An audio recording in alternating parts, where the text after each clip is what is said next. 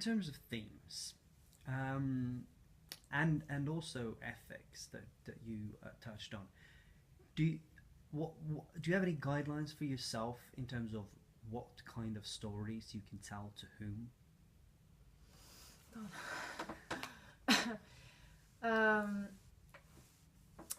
Yeah, it's very important for me and for us that when we work, that the people that we talk to understand what the process will be like. That we're doing an interview, that we are it can be clarified from the very beginning whether it's going to be anonymous or not, and they can decide what they would like to be, and we can work with that, and then. This is the one thing that has to be very clear. And then,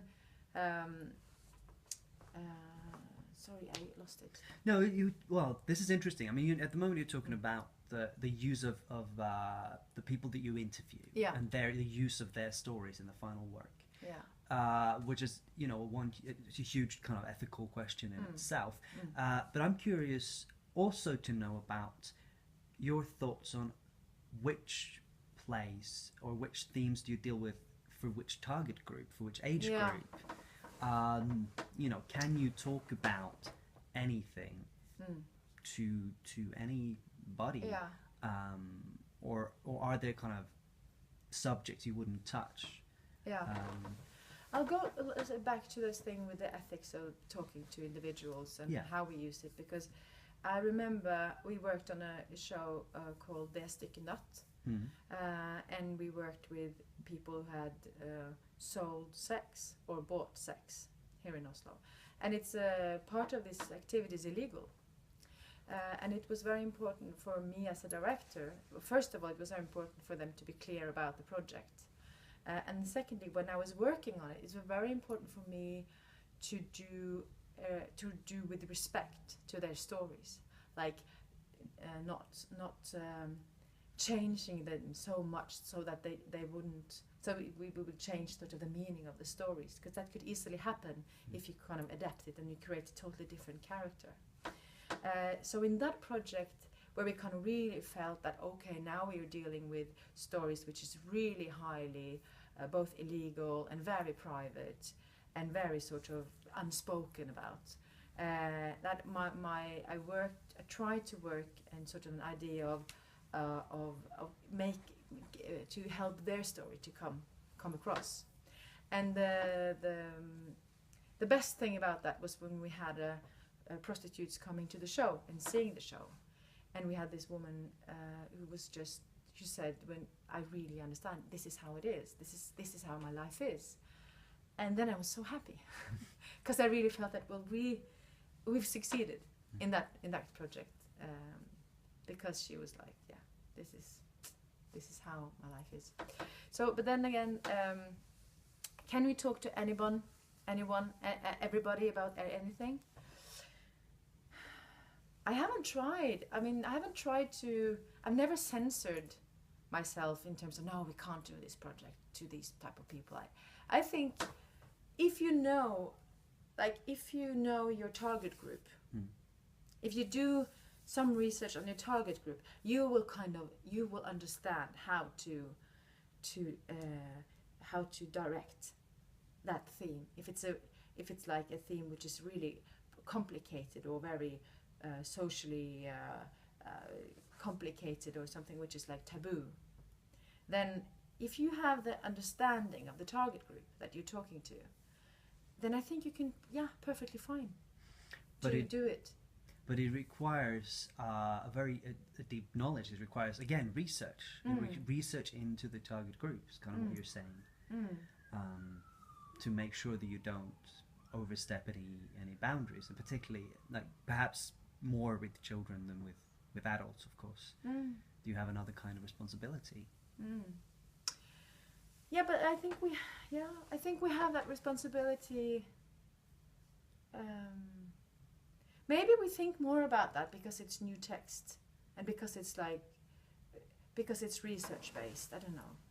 I think we always, in all theatre, should think more about target groups, because target groups they are the ones we want to talk to. And we'd like them to talk back to us in a sense, because that's what theatre is. It's like, it's so direct, it's so there and then, it's so open, and we actually see each other.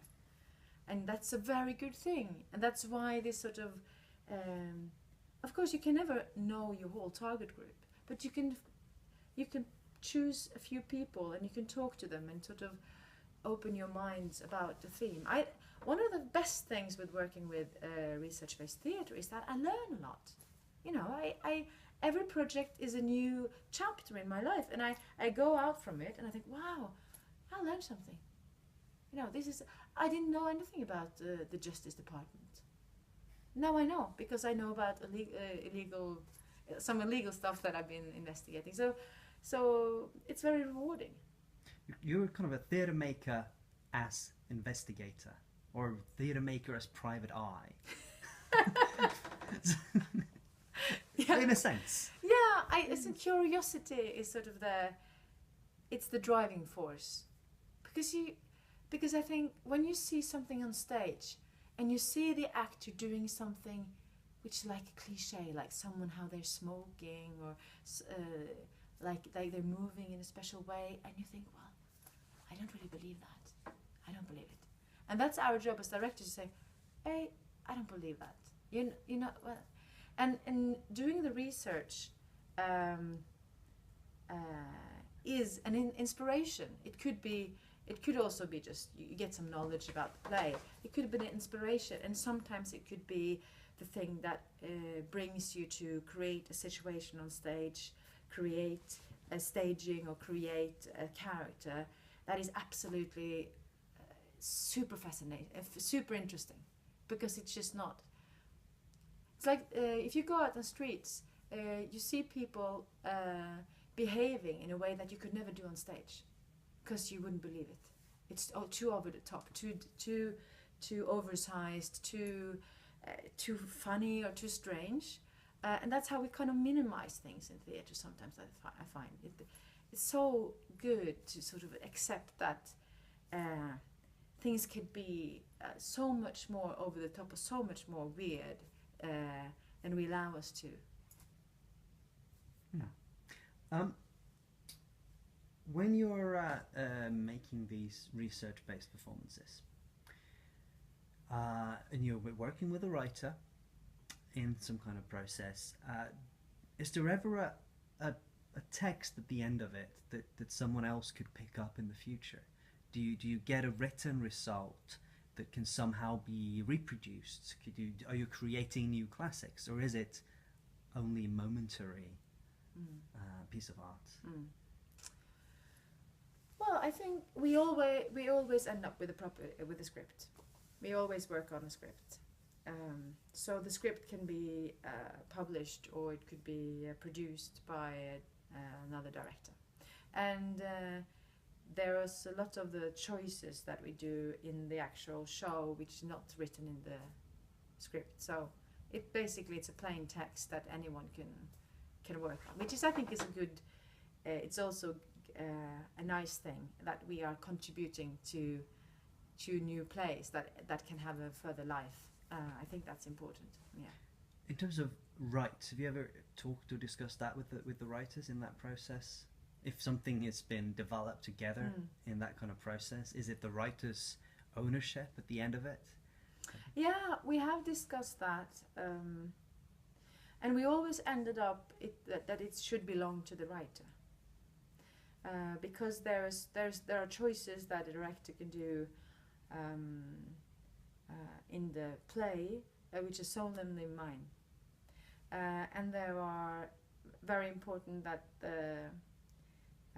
there is. We work with a dramatist because we think that that person is the expert of text, and of course, if we've done one play that we have that I've been writing as well, and that has also been okay. So we sort of decide in each project what is the right thing. We usually clear that out in the very beginning, whether we're going to write, more people are going to write, or whether that one person is going to write.